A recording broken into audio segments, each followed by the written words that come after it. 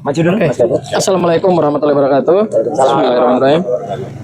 Bang Aka izin, Mas Roy, Bang Samsir, sahabat-sahabat yang lain, ada Bang Azam juga di belakang, ada teman seperjuangan kita juga, Bang Rustam Effendi, ada aliansi rakyat menggugat, kekuatan emak-emak ya, yang selalu membersamai kami gitu.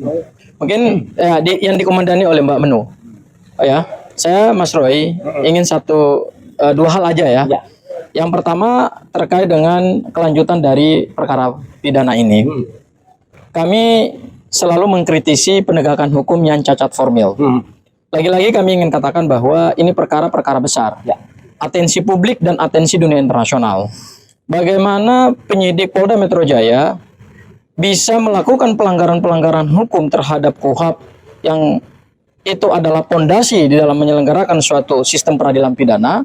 Tetapi pada tahap penyidikan ini banyak sekali kami lihat ada kecacatan-kecacatan hukum yang dilakukan oleh Polda Metro Jaya. Salah satu kecacatan yang paling krusial yang kami lihat hari ini adalah pada tanggal 17 April, Dirkrimum menyatakan bahwa berkas perkara sudah dilimpahkan ke kejaksaan.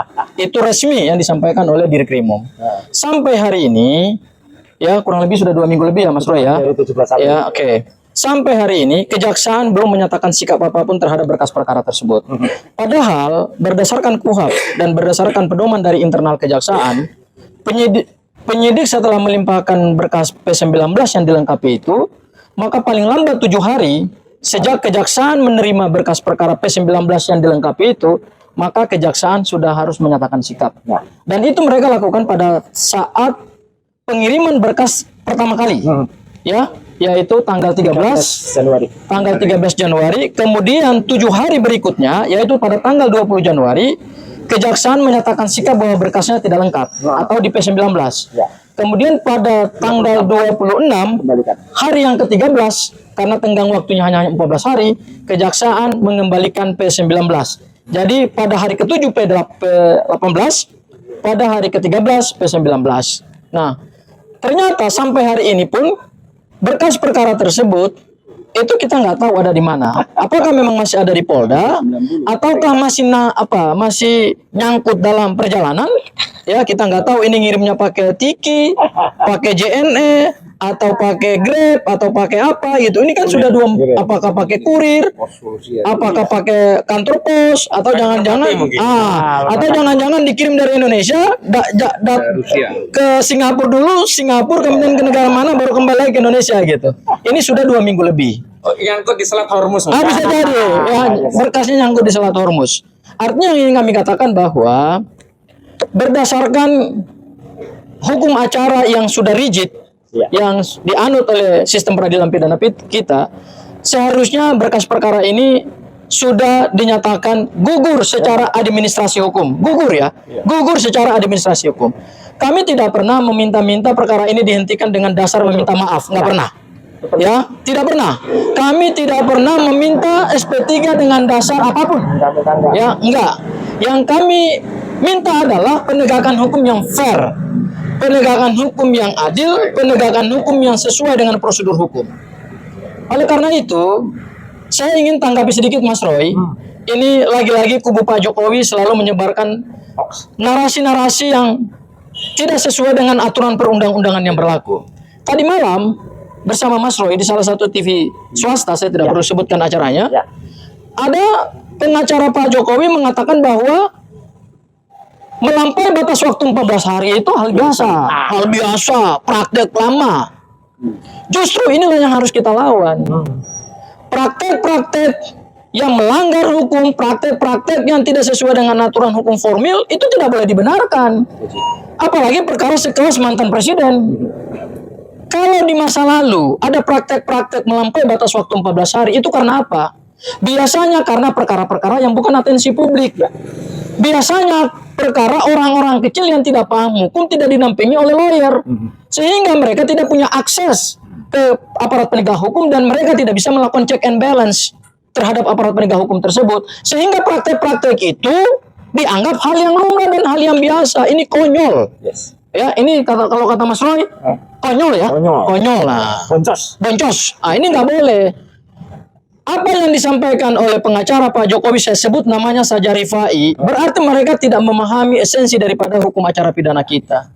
14 hari yang ditentukan oleh undang-undang itu adalah ketentuan untuk membatasi kesewenang-wenangan penyidik. Supaya apa?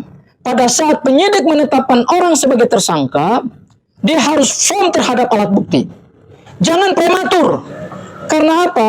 Ketika dia menetapkan orang sebagai tersangka dengan alat bukti yang masih prematur dan dia paksakan penetapan tersangka itu, begitu dia limpah ke jaksa, akhirnya yang terjadi apa? Jaksa harus memberikan banyak sekali petunjuk.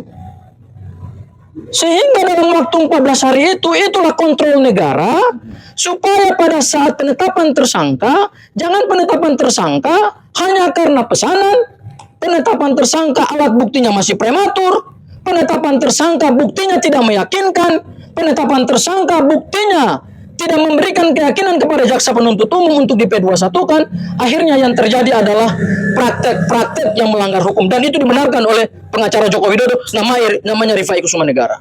Itu tidak boleh. Praktek seperti itu tidak dibenarkan dalam negara hukum. Karena negara hukum itu basisnya kaidah, norma, bukan kebiasaan-kebiasaan. Kalau kita bicara dalam common law atau Anglo-Saxon, ya bisa. Karena praktek hukum itu lama-lama bisa menjadi sistem hukum yang ajak. Tetapi dalam sistem civil law seperti kita, tetap basisnya adalah pada kaidah. Semua aparat penegak hukum, penyidik, jaksa, hakim, sampai kepada lembaga permasyarakatan yang mengeksekusi putusan pengadilan, melaksanakan pemidanaan terhadap seseorang yang terbukti melakukan kejahatan, semua dibatasi kewenangannya oleh undang-undang. Jadi praktek itu tidak bisa dibenarkan. Dan tadi malam disebutkan oleh pengacara Jokowi, apa dampaknya kalau melewati waktu 14 hari? Ini yang saya katakan, mereka membaca hukum acara pidana tidak komprehensif, hanya baca yang ada di KUHP, pasal 138 ayat 2 KUHP yang lama, ataupun pasal 61 ayat 3 KUHP yang baru, itu hanya dibaca oleh mereka. Mereka tidak membaca sistem hukum acara pidana kita itu secara komprehensif. Kenapa saya katakan komprehensif? Ada pedoman Jaksa Agung nomor 1 tahun 2026, itu yang tidak pernah dibaca oleh mereka. Itu yang kurang literasi hukum oleh mereka. Itu yang kurang nalar hukum oleh mereka. Pedoman Jaksa Agung nomor 1 tahun 2026 itu membatasi supaya penyidik tidak boleh main-main dalam melakukan penyidikan tambahan. Sehingga tidak boleh abuse of power ya. Sehingga kejaksaan sebagai lembaga pengendali perkara, navigator perkara pidana, telah mengatur satu mekanisme yang berlaku internal. Dan harus diingat, pedoman Jaksa Agung nomor 1 tahun 2026 itu adalah bagian integral dari sistem hukum acara, dalam hukum acara pidana kita.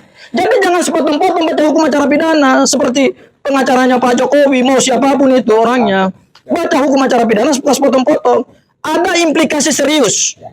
Berdasarkan bab 3 Pedoman nomor 1 tahun 2026 pada poin 51, 52, dan 53, jika perkara pidana penyidikan tambahannya berdasarkan P19 melampaui 14 hari, maka kejaksaan harus mengembalikan SPDP dan berkas perkara.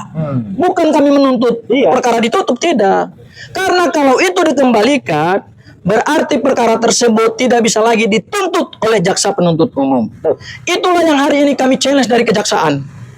Itulah yang hari ini kami nantikan penegakan hukum yang adil dan itu berlaku dari mulai pusat sampai daerah. Sehingga saya lihat Mas Roy, ada dua asumsi saya sampai hari ini.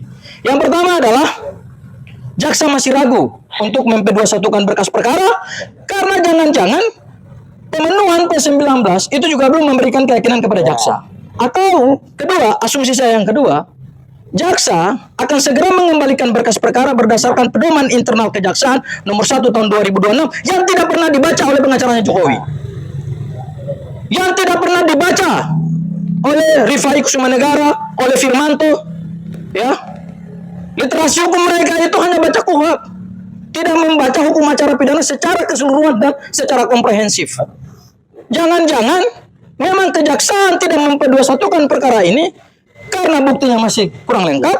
Kemudian yang kedua, asumsinya jangan-jangan memang mereka menyiapkan langkah untuk mengembalikan berkas perkara ini ke penyidik Polda Metro Jaya. Mungkin itu dari saya, Mas Roy. Assalamualaikum warahmatullahi wabarakatuh.